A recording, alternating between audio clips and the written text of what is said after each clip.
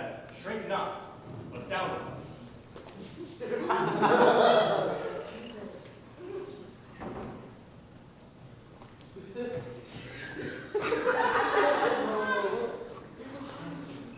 Stand, sir! If not, we'll make you sit and rifle you. Sir, we are undone. These are the villains that all the travelers do fear so much. My friend. That's not so, sir. We are your enemies. Peace. We'll hear it. Aye, by my beard, Bowie, for he is a proper man. Then know that I have little wealth to lose.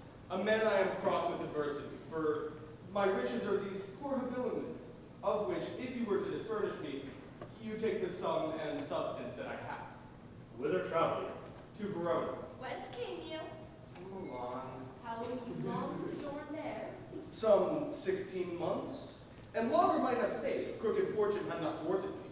What, were you banished thence? I was.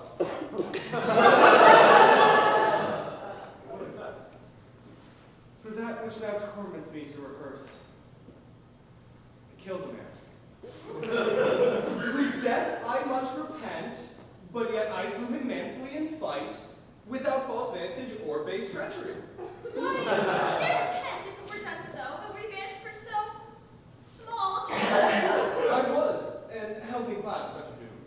This fellow were a king for our wild faction. What happened? Sir, a word. Master, be one of them. It is an honorable kind of thievery. Peace, villain. Tell us this. Have you anything to take to? Nothing but my hope. Know then that some of us are gentlemen. Myself was from Verona, banished for practicing to steal away a lady, an heir and near ally unto the Duke. And I, from Montois, for a gentleman who, in my mood, I stabbed into the heart.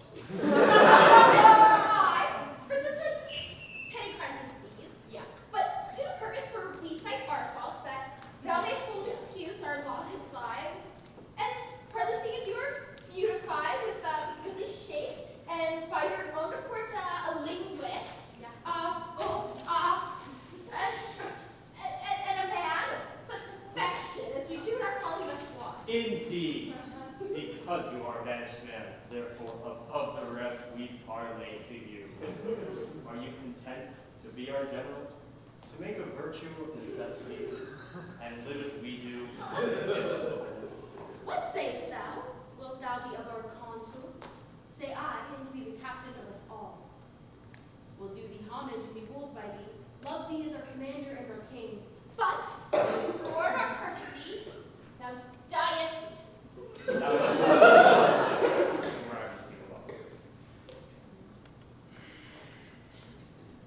I take your offer and will live with you, provided that you do no outrages on vulnerable women or poor passengers. No, we detest such vile-based practices. Come, go with us. We'll bring thee to our cruise and show thee all the treasure we've got, which, with ourselves, all rest at thy dispose.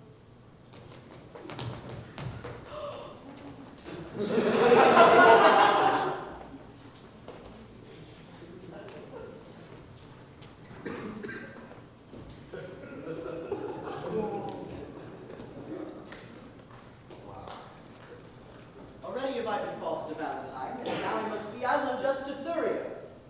Under the color of commending him, I have accessed my own love to prefer.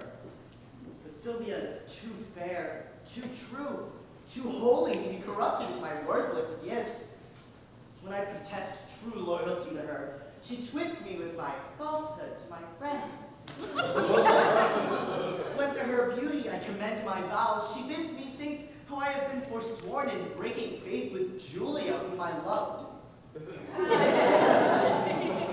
Notwithstanding all her sudden quips, the least whereof would quell a lover's hope, yet spaniel-like, the more she spurns my love, the more it grows and fawneth on her still.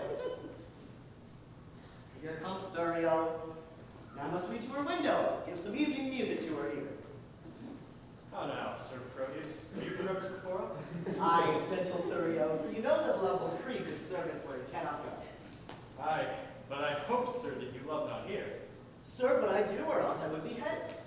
Who? Sylvia? Aye, Sylvia, for your sake. Now, gentlemen, let's tune into it lustily a while.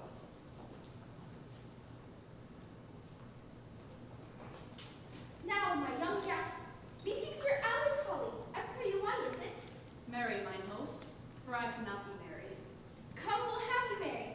I'll bring you where you shall hear music and see the gentleman that you asked for. But shall I hear him speak? Aye, that you shall. That will be music. Hark, hark. Is he among these?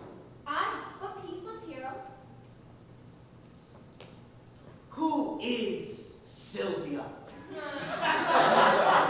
What is she that all our swains commend her? Holy, fair, and wise is she. The heavens such grace did lend her, that she might admired be. Then to Sylvia let us sing. That Sylvia is excelling. She excels each mortal thing upon the dull earth dwelling. To her let us our garlands bring.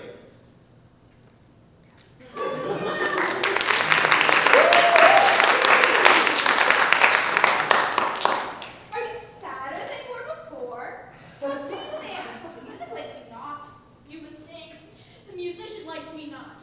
Why, my pretty youth? He plays false, mother. How? Out of tune on the strings? Not so, but yet so false that he grieves my very heartstrings. Hostess, doth this Sir Proteus that we talk on often resort unto this gentlewoman?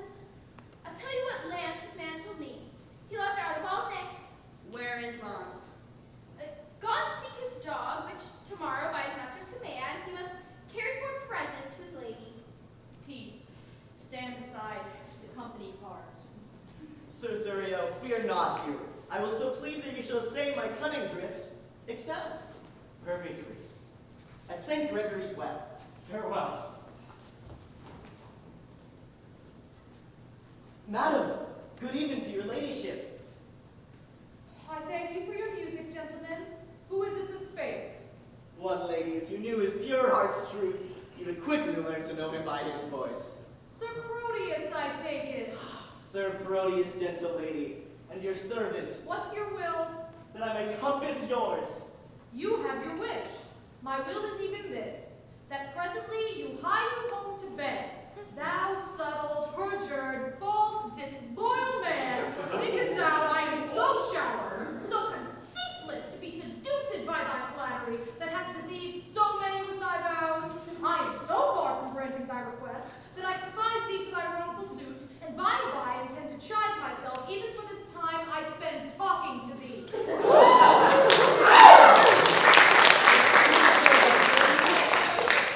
I grant, sweet love, that I did love a lady, but she is dead.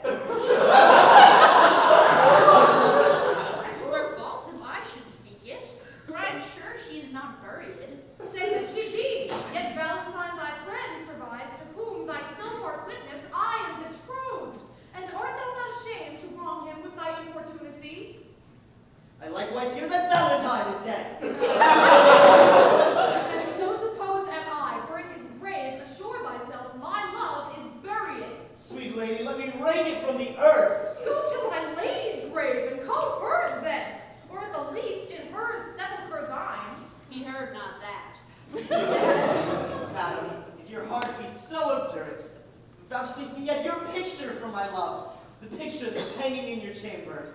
To that I'll speak, to that I'll sigh and weep, for since the substance of your perfect self is else devoted, I am but a shadow. To your shadow will I make true love. If 'twere a substance, you would sure deceive it, and make it but a shadow, as I am. I am very loath to be your idol, sir, but since your falsehood shall become you well to worship shadows and adore false shapes, send to me in the morning, and I'll send it, and so good rest. As wretches bound overnight, that await for execution in the morning. Host! Will you go? Why, my Helena, I was fast asleep. Pray you, where lies Sir Proteus? Mary in my house. Trust me, I think 'tis almost day. Not so. But it hath been the longest night that e'er I watched, and the most heaviest.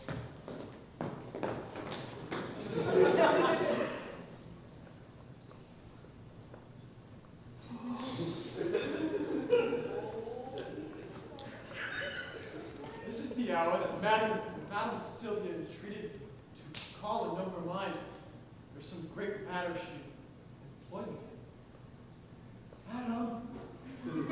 Madam! Who calls? As many, worthy lady, to yourself, according to your ladyship's impose, I am thus early come to know what service it is your pleasure to command me in. Oh, Eglamour, thou art a gentleman. I bear unto the banished Valentine, nor how my father would enforce me to marry vain Thurio, whom my very soul abhorred. Thyself hast loved, and I have heard thee say, no grief did ever come so near thy heart as when thy lady died, upon whose grave thou vowest pure chastity. Sir Eglamour, I would to Valentine, to Mantua, where I hear he makes abode. For the ways are dangerous to pass, I do desire thee, even from a heart as full of sorrows as the sea of sands, to bear me company and go with me. If not, to hide what I have said to thee, and that I may venture to depart alone. Madam, I pity much your grievances, which, since I know they virtuously are placed, I give consent to go along with you, recking as little what betideth me, as much I wish all be good fortune. When will you go? This evening coming, Where shall I meet you? at Friar Patrick's cell, where I intend holy confession. I will not fail your ladyship. Good morrow, gentle lady. Good morrow, kind Sir Eglamour.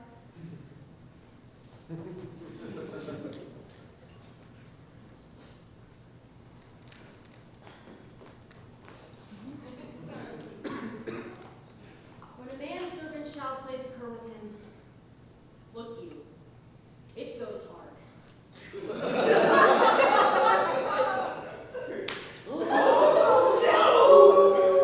One that I raised up of a puppy.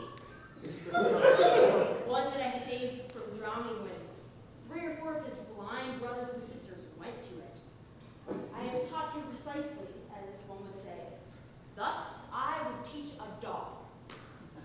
I was sent to deliver him as a present to Mistress Sylvia.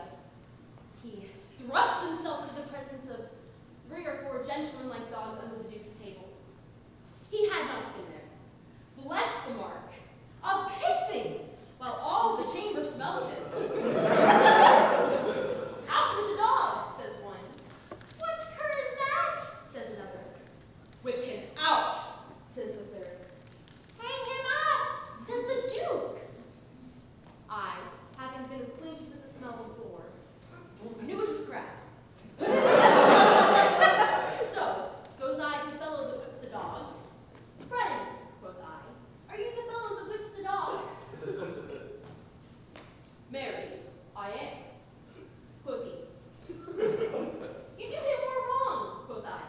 'Twas I did the thing you wot of.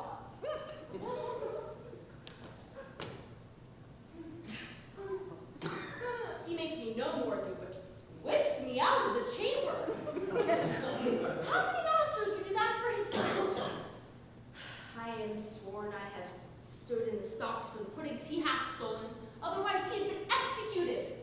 I have stood in the pillory for the geese he hath killed, otherwise he had suffered for it. Thou thinkest not of this now.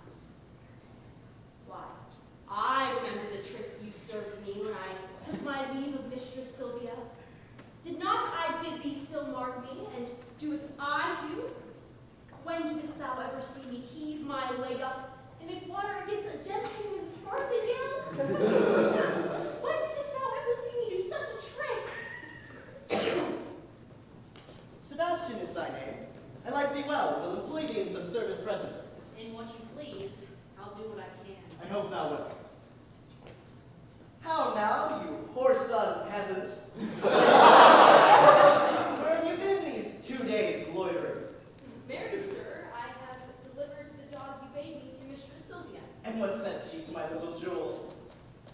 She says your dog is a cur, and says that currish thanks would not be worth for such a present. She received my dog. No, indeed she did not. Here, I have brought him back again. What?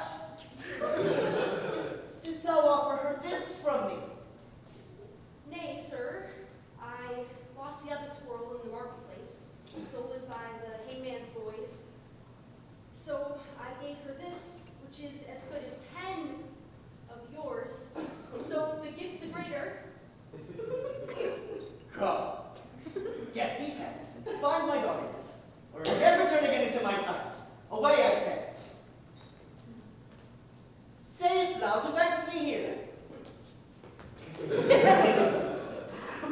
Sebastian. I have entertained thee partly that I have need of such a youth that can with some discretion do my business, which is no trusting to yon foolish lout, but chiefly for thy face and thy behavior, which, if my augury deceive me not, witness good bringing up, fortune, and truth.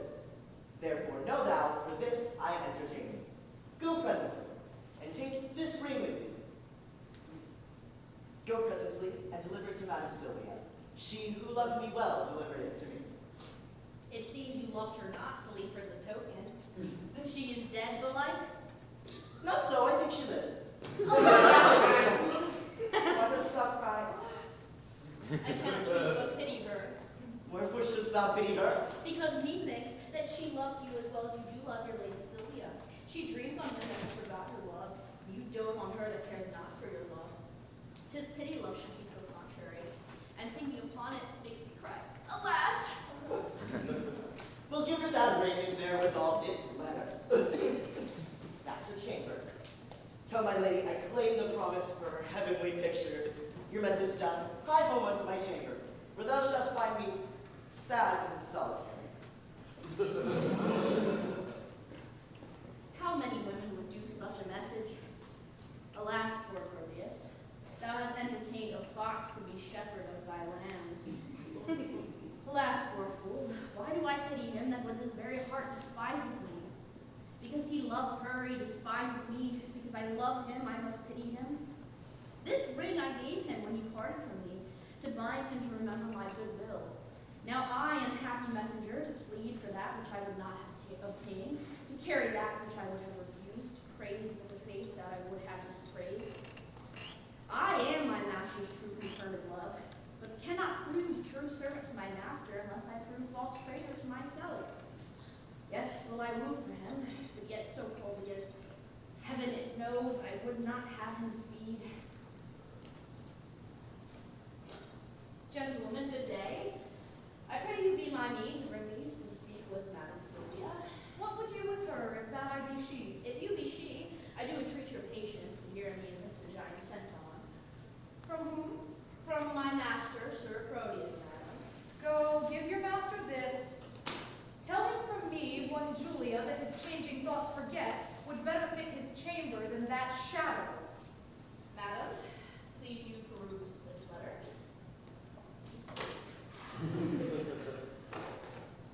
Oh, pardon me, madam. I have unadvised delivered you a paper that I should not. This is the letter.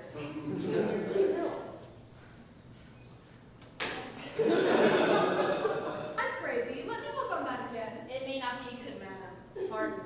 There, hold. I will not look upon your master's lines. I know they are stuffed with protestations and full of newfound oaths, which he will break as easily as I do tear this paper. Madam, when he sends your ladyship this ring, The more shame for him that he sends in me. I have heard him say 1,000 times his Julia gave it him at his departure. Though his false finger have profaned the ring, mine shall not do his Julia so much wrong. she thanks you. What sayest thou? I thank you, madam, that you tender her. Poor gentlewoman, my master wrongs her much. Dost thou know her? Almost as well as I do know myself. To think upon her woes, I do protest that I wept 100 several times. Belike she thinks that Proteus hath forsook her. I think she doth, and that's her cause of sorrow. Is she not passing fair? She hath been fairer, madam, than she is, but when she did think my master loved her well, she in my judgment was as fair as you. But since she did neglect her looking glass, the air has starved the roses in her cheeks and pinched the lily tincture of her face, and now she's become as sullen as I. How tall was she? About my stature. For at Pentecost, to win all our patterns of delightful play, our youth got me to play the woman's part, and I was trimmed in Madame Julia's gown, which served me as fit by all men's judgments, as if the garment had been made for me. Therefore I know she is about my height. She is beholding to thee, gentle youth. Alas, poor lady, desolate and left. Here, youth, there is my purse. I give thee this for thy sweet mistress's sake, because thou lovest her. Farewell. And she shall thank you for it, if ever you know her. virtuous gentlewoman, mild and beautiful. I hope my master's suit will be but cold, since she respects my mistress's love so much. Alas, how can love trifle with itself? Here's her picture. Let me see. I think if I had such attire, this face of mine were full as lovely as hers. And yet the painter flattered her a little, unless I flattered with myself too much. What should it be he respects in her, but I can make respected in myself if love is blinded God? Come, shadow, come and take this shadow up, for 'tis thy rival. O thy senseless form, thou shalt be worshipped, kissed, loved, and adored. And were there sense in his idolatry, my substance should be statue in thy stead. I'll use thee kindly for thy mistress's sake. That use me so, or else by Jove I vow, I would have scratched out your unseeing eyes to make you out of love with my master.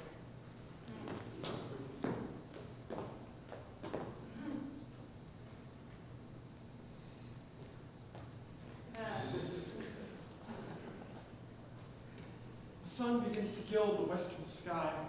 Now it is about the time, the very hour, that Sylvia, Friar Patrick's cell, should meet me. She will not fail, for lovers break not hours unless it be come before their time. So much they spur their expedition. Ah, see where she comes. Lady, a happy evening. Amen, amen. Go on, good Eglamour. Out at the postern by the abbey wall. I fear I am attended by spies. Oh, fear not, the forest is not 3 leagues off. If we recover that, we are sure enough.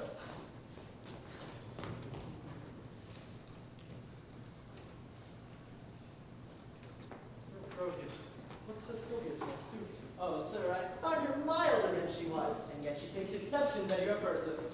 What? That my leg is too long? No! It's too little. Wear a boot to make it somewhat round. But love will not be spurred to what it loathes. What says she to my face? She says it is a fair one. What says she to valor? Oh, sir, she makes no doubt of that. She needs not, when she know it cowardice. What says she to my birth? That you are well to ride. True. From a gentleman to a fool. Consider she my possessions? Oh, I pities them. Wherefore? That such an ass should owe them. That they are out by lease. Here comes the Duke. How now, Sir Proteus? How now, Thurio? Which of you saw Eglamour of the late? Not I. Nor I. Saw you my daughter? Neither.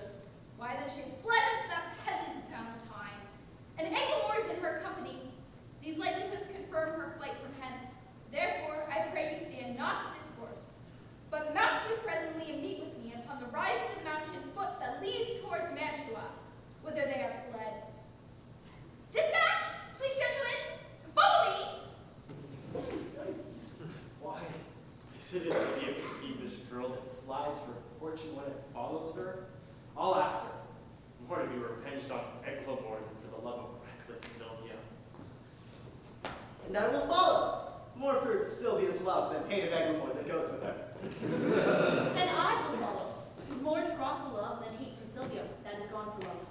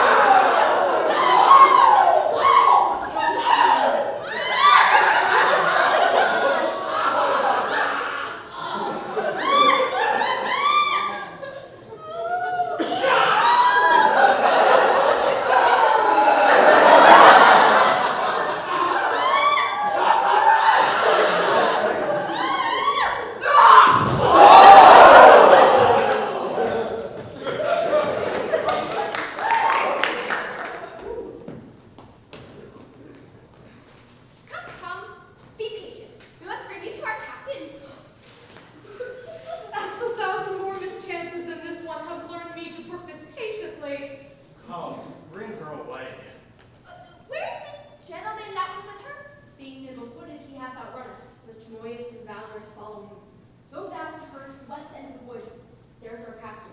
We'll follow him thence fled. The thickest is Besset. He cannot escape.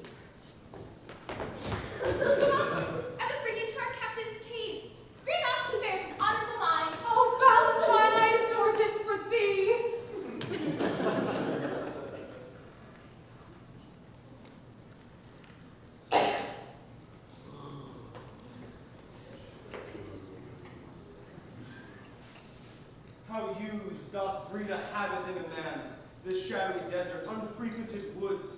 Here can I sit alone, unseen of any, and to the nightingale's complaining notes tune my distresses and record my woes. O thou that dost inhabit in my breast, prepare me with thy presence, Sylvia, thou gentle nymph, cherish thy forlorn swain. Gotcha! Get 'em, boys! What howling and what stir is this today? Withdraw thee, Valentine. Who's this come here?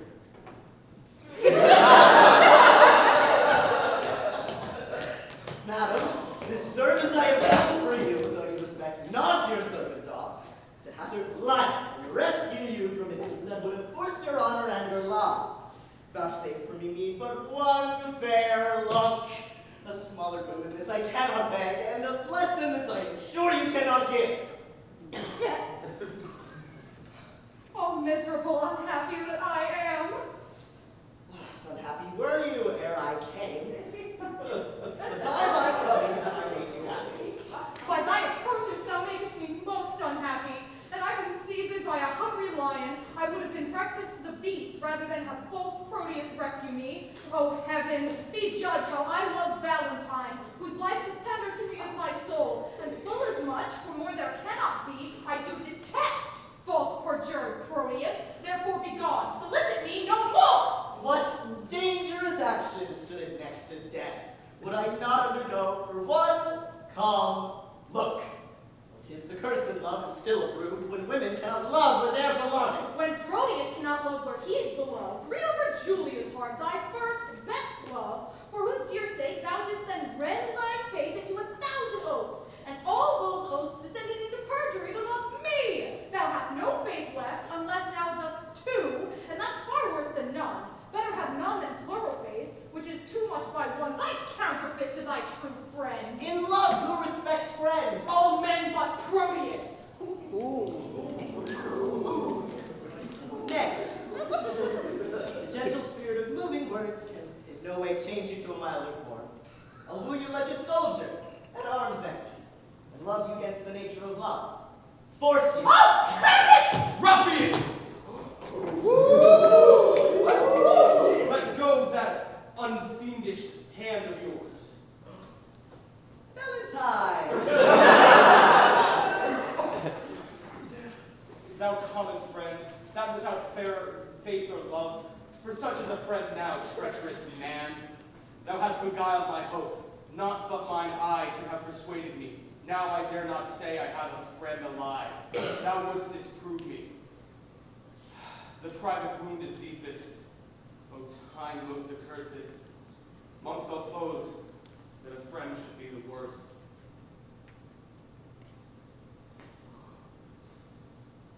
My shame and guilt confounds me.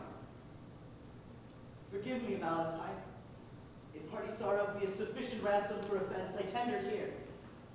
I do as truly suffer as ere I did commit. Then I am paid, and once again I do receive the honest. Oh, me unhappy. Look to the boy. Why, boy? Why? Right now? What's the matter? Look up. Oh, good sir. My master charged me to deliver a ring to Madame Sylvia, which, out of my neglect, was never done. Where is that ring, boy? Here it is. This is it. Here, let me see. Why, this is the ring I gave to Julia. Oh, cry you mercy, sir. I have mistook. This is the ring you sent to Sylvia. But how camest thou this ring?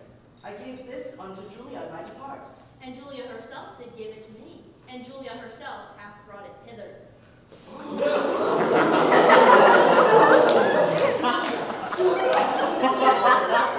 queen aimed to all thy oaths and entertained them deeply in her heart. Oh, Proteus, let this habit make thee blush. It is the lesser lot modesty finds, women to change their shape and mend their minds. Then mend their minds.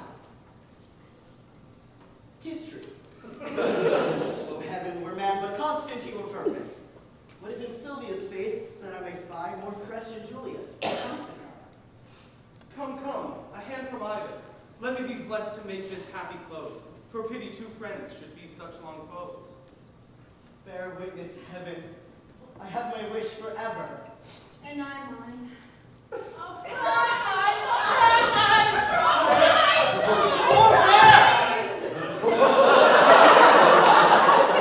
I say it is my lord, the Duke.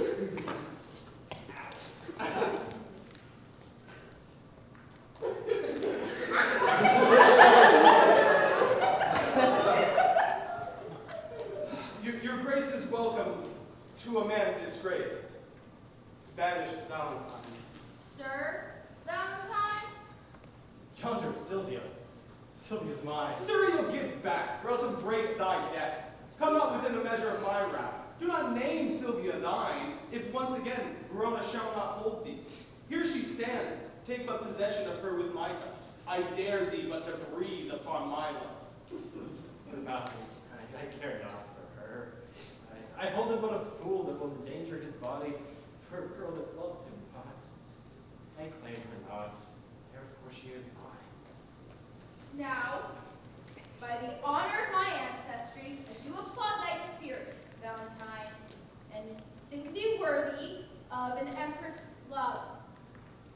Now then, I here forget all former griefs, cancel all grudge, repeal thee home again, plead a new state with thy unrivaled merit, to which I thus subscribe.